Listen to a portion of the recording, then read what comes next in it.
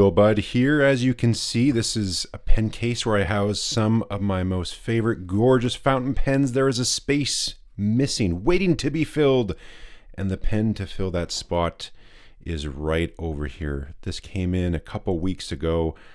I have been hunting for this pen for, I would say, about 2 years. Finally found one in great condition at a great price. It has arrived, and it now belongs in its little home in that case, and this thing is gorgeous. What we're looking at here is an older, I would say it's around the 1990s, Aurora 88, big or large, sometimes they'll call it, because it's a larger size, it's the big one, and obviously in the gold, and it's got a bunch of these fine lines, so they call this the, I'll do my best Italian, Millerighe. So it essentially means, like, there's a few different translations. One is like 1,000 lines, all the same size, or fine lines that you would have in fabrics, stuff like that. So it's a bit of a design. You'll see it in pasta. There's a Millerighe pasta, and also just different fabrics and patterns too. And I think this striping on this particular pen in the gold is absolutely gorgeous, and they don't make this one anymore. So this is a hard pen to find, at least for a price that I was enjoying and okay with. Another unique thing with this nib, it's a 14 karat gold nib, and this is what they call their long tine. So I'll compare this with a regular nib so you can see the difference in the profile, but it has longer tines on it. Gives a very unique writing experience, which is absolutely lovely, by the way. And I think this has to be the classiest pen I have ever seen. This thing just looks absolutely gorgeous. Has a nice ink window in here. It's a piston filler. It's a beautiful ink window. I emptied it so I could show you all the bits and parts of it. We will ink it in the video, and of course I will do some writing with it because it just writes wonderfully. So let's go through this thing and show you all the little details I found. And not only does it look amazing, it's very well made. I've been very impressed. There's a couple little fine features on here. So let's just start showing those right now. Real quick, I'll run you through the main parts here. We have the Aurora on the band. That's it. This beautiful clip with the big ball that's on there. This clips over top of, shirt pockets. I don't have shirt pockets, but my suit jackets. Very easily, very nicely how it sits. I got to tell you too, I don't put pens in my suit jacket pockets very often, or blazer pockets. But just the styling of this one, you could even wear this as like a fashion accessory if you wanted. It even looks good in your suit jacket pocket. So it just looks beautiful. Very plain up here on top, nice and smooth, all gold. And same here at the bottom as well, just rounded off. Nothing else is really as far as logos or anything else on here as well. It's just classy all on its own. A little ring here you can see that accommodates the piston. I'll show you that in a moment. And the cap comes off pleasantly with just one rotation. That's something I really appreciate. And these threads are very nice. They feel very solid. It's a very enjoyable turning pen. And that also has to do with the thread profile on here. Let me get my little macro lens so I can show you. So close up on the threads, you can see they're flat on the top. They're essentially flush with this part of the pen. You don't see that very often. I'm using my Mont Blanc 149 here as a pointer. But when you put your hand on it, I can still even barely feel it with my finger here. When you rest your hand on the section, you don't feel these threads at all. They are flush and flat with the top. If we compare that with the Mont Blanc 149, these threads are very nice and they're very comfortable and full of dust, as you can see. But I set my hand on it and I can feel these threads with my finger, and even when I grip the pen. If you do that here, the way these are designed, you do not feel these threads whatsoever. And as a bonus, when you cap the pen and turn the threads, they feel super smooth, solid, and just really nice. While the macro lens is on, we might as well give you some close-ups of the nib. We got some gorgeous decorative work there on the nib. 14K, so it's a 14 karat gold nib. And these tines here, I will get another nib here in a moment. They're longer, a little bit thinner, like a long nose on there. Gives a unique writing experience when you write with it. Ebonite feed, of course. And let's just show you that ink window too. So just nice and clear. It just blends so well with the body. And there are those fine lines along the body here. And they just look fantastic.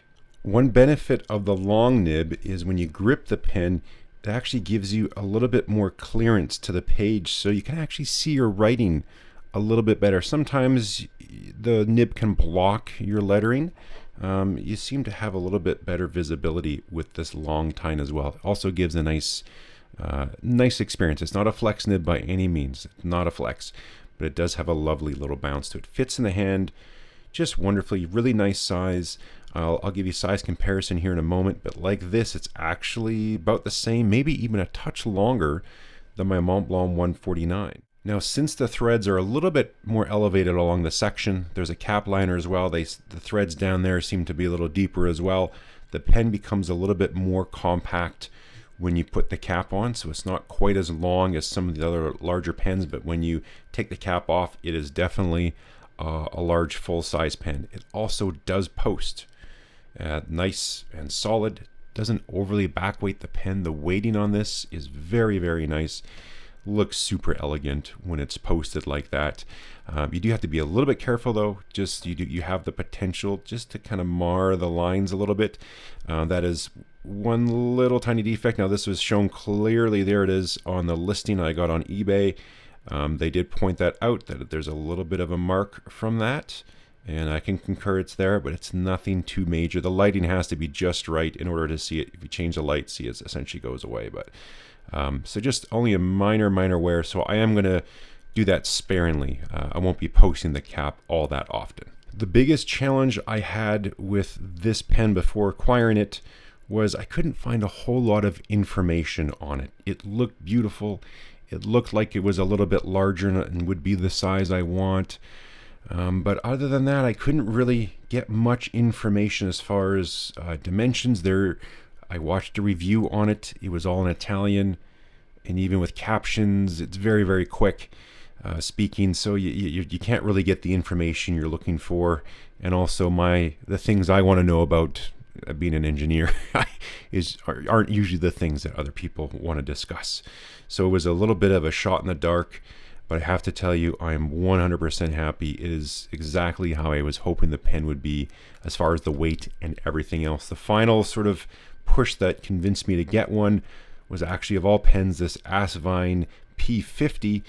When I first got it, it sort of reminded me of an Aurora 88. It sort of had similar styling. Now again, it's a cigar-shaped pens. A lot of pens look like this. But just dimension-wise, from what I gathered, I thought that's actually fairly close to the 88. I think this is closer to a standard 88. This is the 88 large or 88 big. But when I gripped the pen, I thought this is pretty good. I think the big will be just a little bit bigger, a little bit thicker, a little bit longer, and might just suit me exactly how I want. And also the weight, because this one's metal bodied, will be a little bit higher. So this kind of reaffirmed, if I'm okay with this one, I think I'll love this one, and it absolutely did. So that's the benefit of, when there's other pens that are much less expensive, and they are similar in design as far as proportions and things like that to a very expensive pen you're thinking of. Some pens are identical to those. There's lots of pens that replicate the Mont Blanc 149, the Jinhao X159 as an example. That's a great pen to get if you're interested in this. Just try it out before you get it if you're not able to try one in store. So that's great. And this one, it's a great pen all on its own, but it also convinced me, go ahead next time you see one. And I've been watching this one for several months and finally pulled the trigger. So thank you to Asvine P50 for confirming I was going to like this pen. I'm actually curious of the weight. I've just been using it since I got the pen. Yeah, 33 grams. That's really a nice weight. I think that's close to a Mont Blanc 149. Yeah, that's 32, so they're very close to each other. How much of that's in the cap? 13. So yeah, right there, we're 20 and change for the pen body. I'm curious what it is on a Mont Blanc 149. Yeah, same thing. Let's just do the size comparison right now. So we have a Visconti Homo Sapien Bronze Age, the Mont Blanc 149, the Aurora 88 Big, the Asvine P50, and a Lamy All-Star. As you can see now with the cap removed, the 149 was significantly larger. Now with the cap off, they're neck and neck. I would say actually the Aurora is a touch longer. I posted all the pens so you can see one thing I really like with this pen as well When you post it, it doesn't become excessively long. I find the 149 posted, it's too long. Along with the others, the Homo sapiens is ridiculous when it posts. So it posts nice and deep, it posts securely, and it's still a very, very nice length when it's posted. When you post it, you are also not running the risk of potentially turning the piston knob, so that's quite nice. And now for the actual physical dimensions. 136.8, 159.8, 132, 15 on the cap, 14 on the body. The section starts at 12.8, 10 millimeters at its narrowest, and is about 33.5 millimeters long. Getting just about ready to write with the pen, ink it up and all that, but before I do that, just want to show you a few things that I can't show you while there's ink in the pen. First one being is how you take the nib out. It's just a nib unit that unscrews like so. Comes out. You could probably pull it out the nib and feed. I have no problems with this nib, so I'm not going to mess around and potentially risk damaging it or doing something to the nib. Makes it easy so you can access in there and help clean out the little bits of ink that can get in there, or clean out the ink window. Also, you can service the piston as well.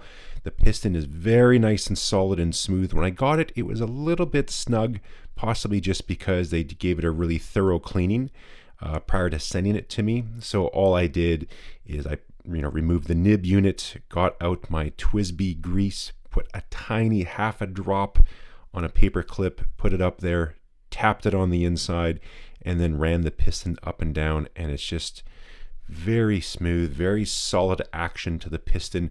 We do have a little bit of fog in the window there. Just finished rinsing out the pen, so a little condensation in there. But the ink window is nice and clear when there isn't condensation, and piston works just great. I will measure the ink volume when I go to ink it, and let me just put the macro lens on one more time to show you something else. Showed you the top side earlier. Let's get down to the business end that touches the page. So there's the tipping there. I almost thought these tines were too close together when I first got it, was debating if I should tune it, but I just wrote with it and it turned out to be just perfect. It provides a very unique writing experience, a little bit different than any pen I've felt before. It's quite nice, has a little bit of a tooth to it, but it's very enjoyable. Let me tear the scale so we can measure the ink capacity, and this ink just came in tonight before the video here. So this is Pure Pens Coronation Blue, the King Charles III. I've had, I think this will be the fourth ink I've put in this pen now. I cannot stop writing with it. They've all written perfectly. Thought I would try out this ink, so I hope it flows nicely. If the pen skips or something, that will be the ink's fault, not the pen. Coming back, let's check how much it holds. So 1.3 milliliters. I have my Clairefontaine Flying Spirit paper. Let's get a new page and start writing.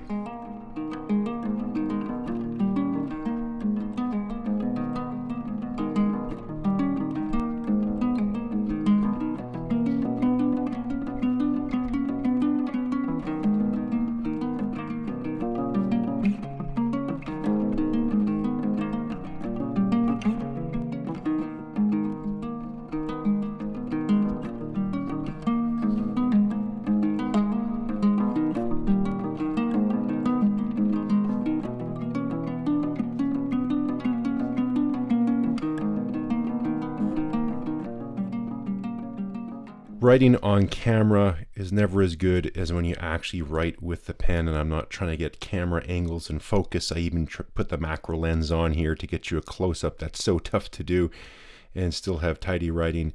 But this pen just feels fantastic. It's very comfortable in the hand.